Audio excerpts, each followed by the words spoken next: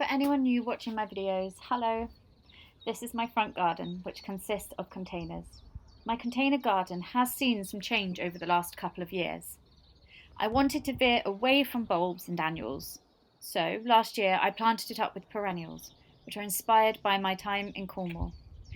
This is where plants are tough and tolerant in places, used to harsh conditions and fluctuating weather.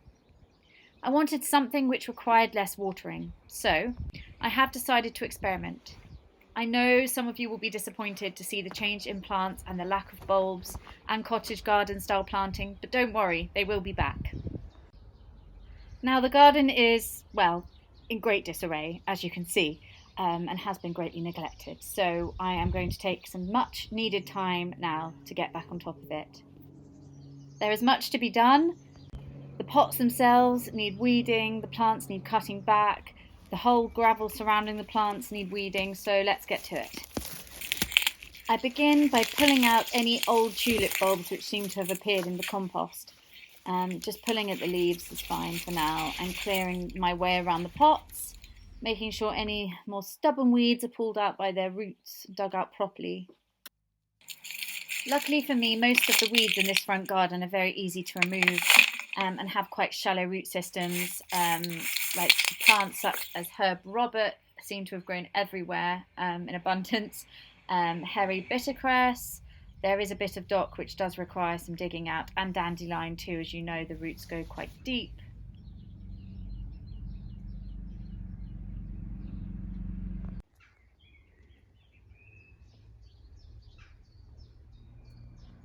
Now this aeonium may be looking a bit worse for wear, but it has survived the winter, which is a miracle. I've had it growing under fleece to protect it from harsh frosts and from too much rain. This I bought from a car boot sale from a man who sells them, breeds them in his garden and then sells them at car boot sales for a very reasonable price. And you can see all the tiny little buds where they're going to come back. So this will look good in a month or two's time, but for now it's just rejuvenating. Now the great thing about using containers is that I can simply pick up the pot and move them, which A, helps me weed better, but also means that I can reconfigure, replan and reposition very easily. A lot of the plants I have chosen, because they do actually self-seed very easily, as you can see here, these euphorbia have all self-seeded in the gravel below. And if this was my garden and I had it as a gravel garden, not a container garden, I would just leave them to be, replant them if necessary, but I am actually going to take some of these and transplant them, grow them on, and then use them again.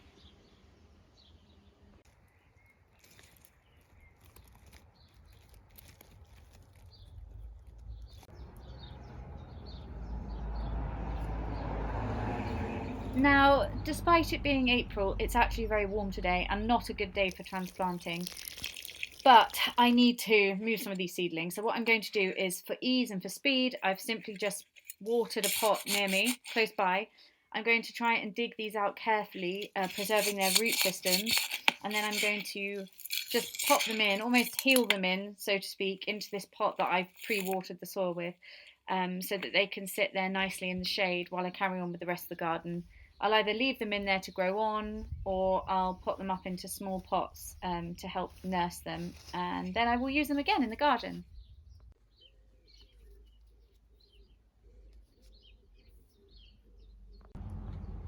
Now, as you can see, this heuchera is looking very tired and very dry.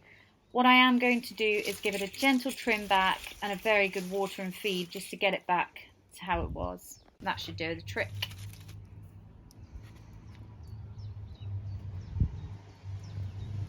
Now it is a very hot afternoon, so what I'm actually doing is watering as I'm going along, because I've disturbed the soil around the plants where I've been removing weeds.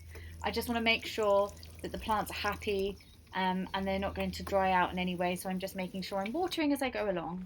When you're removing plants, make sure that you're shaking off the weeds so that you're preserving some of the soil and you're not losing it all and just tossing it straight into the compost heap.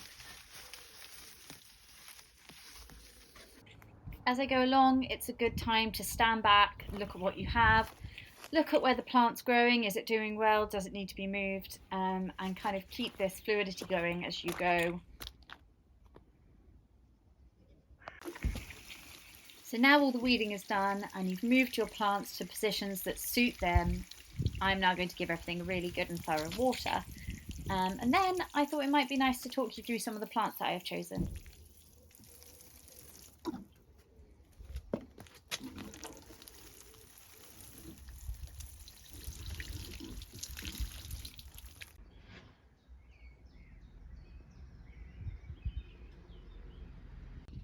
Now, it may not look much, but in this pot here, I've got these incredible tiny little ferns which start vivid green and then they go to this gorgeous caramel sort of colour.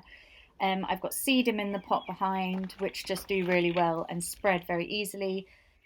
And then I've got pulsatilla or pasqueflower growing in this pot. There's a few of them dotted around with euphorbia. If I had a gravel garden, I'd have pulsatilla everywhere. They're so beautiful, and their seed heads as well are so pretty. Look them up.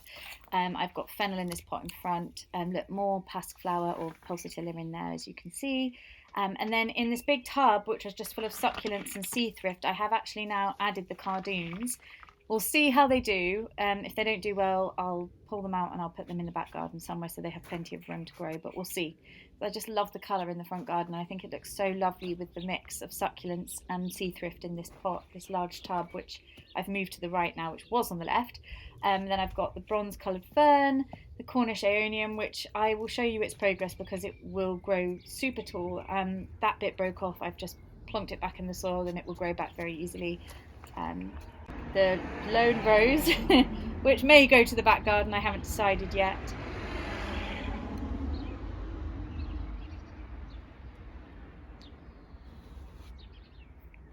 Now, it doesn't look much at present, but remember this is the start of the season and the garden will evolve as we go on into summer, and it will change, and I will share with you updates so you can see how it all grows. But it's nice to see at the start of the season, slightly cut back in places before it goes wilder. And it's a good time of year to reassess, especially now that I've weeded and spaced out the plants. I can look and see what I will add, which I certainly will be adding more plants this season. Here we have the acid yellow of Euphorbia epithymoides. Then I have Ophiopogum planiscapus nigrescens mixed in with the taller grass, which I can't quite remember the name of, and then this gorgeous, deep, rich, dark sedum, which flowers later on in the autumn. Then sedum, spathulifolium, Cape Blanco, which is spread so beautifully.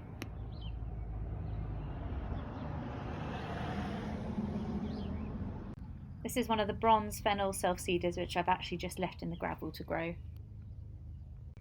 And this euphorbia, which is possibly Martinii ascot rainbow, and of course Stipa tenuissima, which I love for its softness and tactile quality. And then there are the phormium with the deep velvet, dark, strappy arching leaves. They make quite a bold statement in the garden, and I love them for their richness of colour, juxtaposed with the zingy lime euphorbia.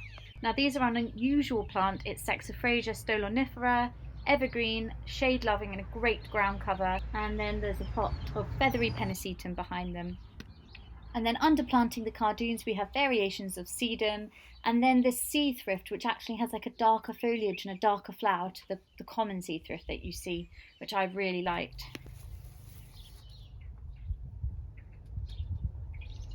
And that is all for now. I will update you as the garden changes and grows and develops. I will be adding some more plants soon. So yeah, I will upload another video to update you. In the meantime, I hope you enjoyed this video. There'll be more gardening content coming soon and some other bits and pieces too. Please subscribe if you haven't already because it really helps me and the channel. Anyway, take care. Bye.